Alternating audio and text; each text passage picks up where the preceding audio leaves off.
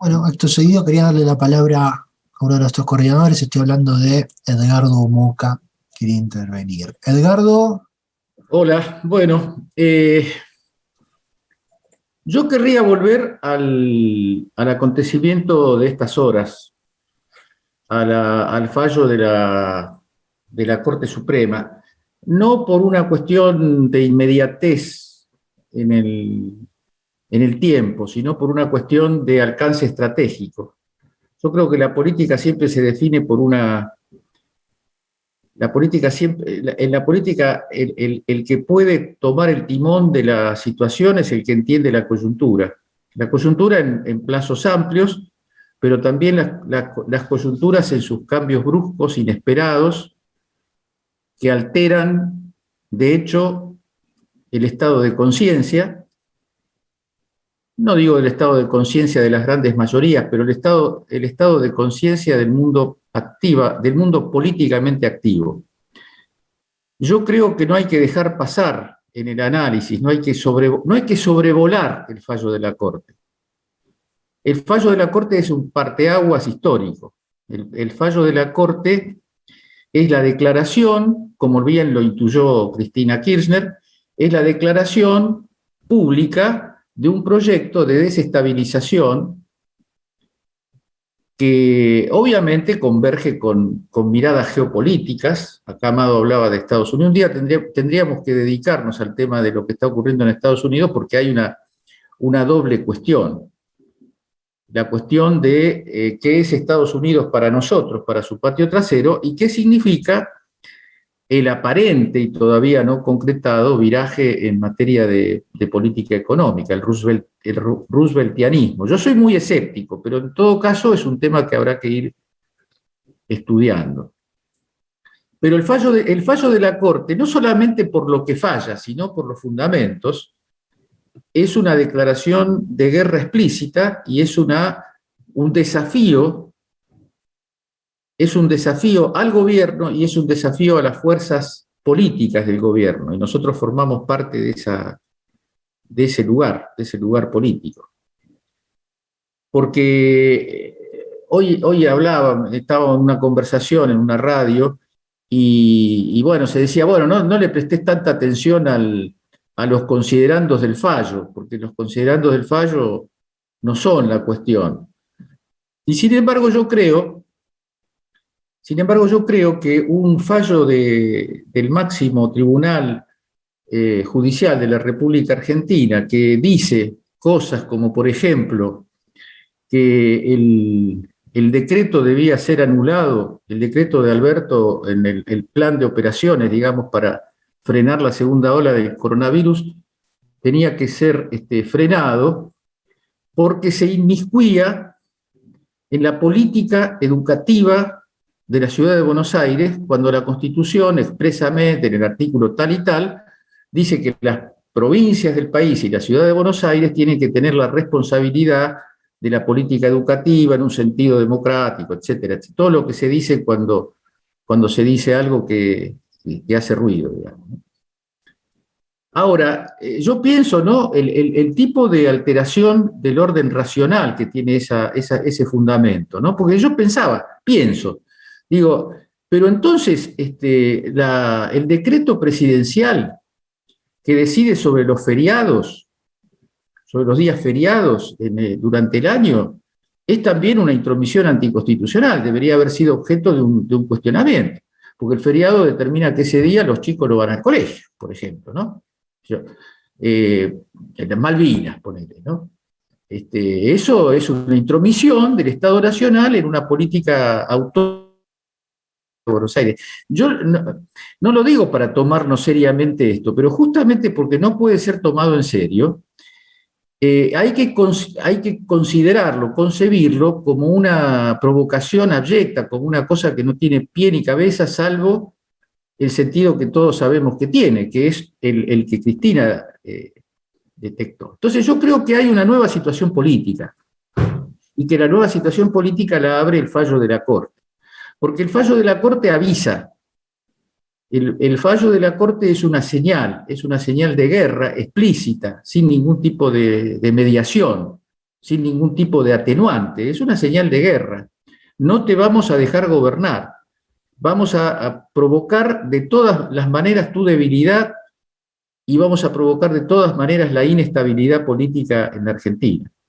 Entonces después viene la respuesta del acto, que a mí me parece que es una cosa que hay que señalar, y yo la señalo positivamente, y al mismo tiempo pensarla, porque el acto fue el acto con Alberto en el centro, con la intervención de Axel, sin la intervención de Cristina Kirchner. Todo eso son cosas que se acuerdan, no son cosas que no había tiempo para que hablara Cristina, no podemos hacer ese tipo de miradas sobre las cosas, sobre las puestas en escena, en una situación gravísima desde el punto de vista institucional y político como la que tenemos en estas horas. Ahora, el acto tiene la función, el acto es una declaración, tiene una función, digamos así, de definición. El acto en sí mismo es una palabra, y la palabra dice que el frente está unido y que ese resorte de la unidad del frente pasa a ser un tema estratégico. Y lo digo fuertemente porque en la unidad del frente también están los problemas del frente, ¿no? Los que mencionaba Amado, por ejemplo, el tema de Guzmán y Basualdo. La unidad, que es la clave de la victoria, la clave de bóveda del proceso que abrió Cristina Kirchner justamente un 18 de mayo del año 19, es también el problema. Entonces ahí hay un tema que hay que poner en la mesa, porque si no, la unidad sabemos que la necesitamos porque ahora vienen las elecciones y tenemos que ganarla, pero al mismo tiempo la unidad genera cuestiones que afectan a nuestra identidad. Cuando digo nuestra, digo la de los sectores que acompañamos a Cristina y a Néstor y tenemos una visión nacional y popular. Y eso es un parteaguas, porque no todo el Frente de Todos tiene una concepción nacional y popular. Me remito a la penosa intervención del nuevo ministro de Transporte, Guerrera, en el programa del Gato, en el programa del Gato, y otras expresiones de ese hombre, que aparte de no tener la más mínima postura nacional y popular, no sabe, a veces da la sensación de que no sabe de lo que está hablando. Y es un tema problemático, porque hay que afrontarlo, porque esa unidad va a haber que seguir sosteniéndola, salvo que alguien, digo, acá, por más que acá hubiera gente que no quiere la unidad, no estamos en condiciones de marcar condiciones. La unidad va a haber que seguir bancándola y seguir siendo una fuerza popular y nacional en el interior de un frente heterogéneo. Y yo creo que en la espalda del gobierno, en estas horas, espero que sea así,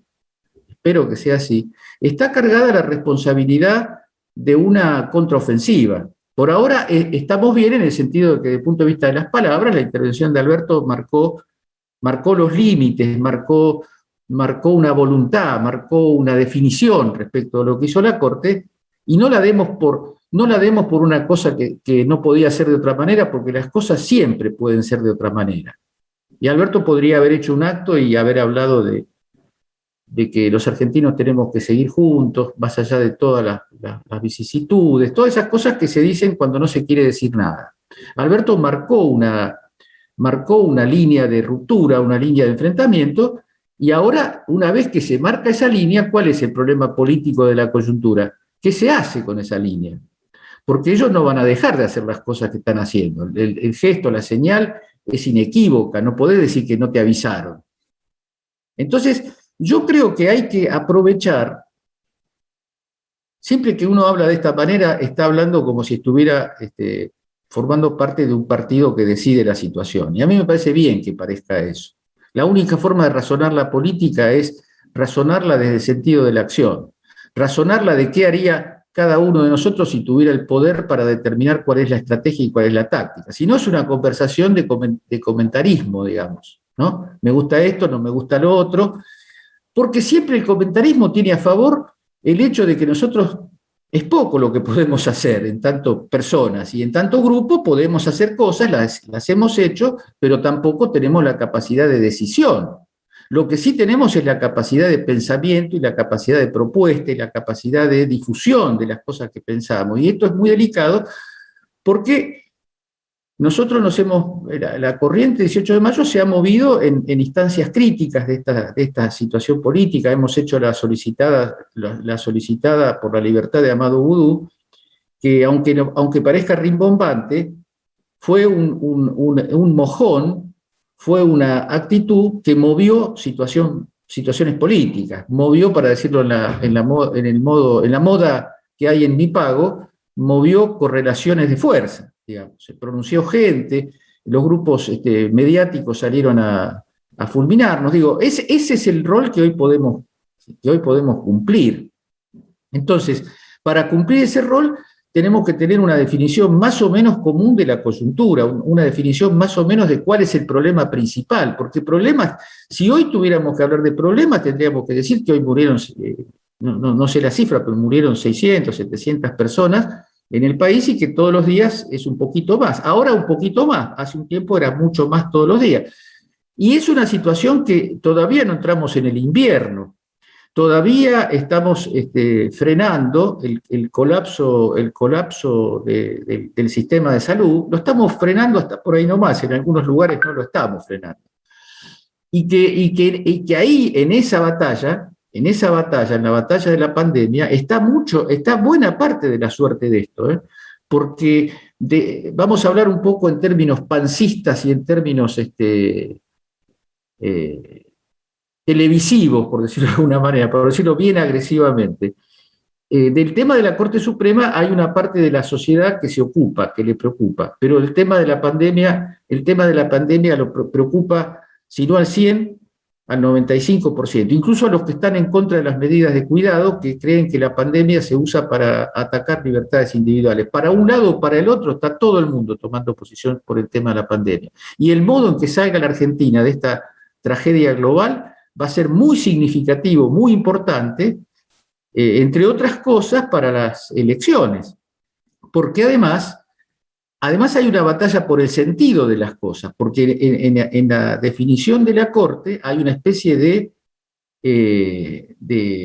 bypass, de sigan en la ciudad de Buenos Aires haciendo lo que ustedes quieran.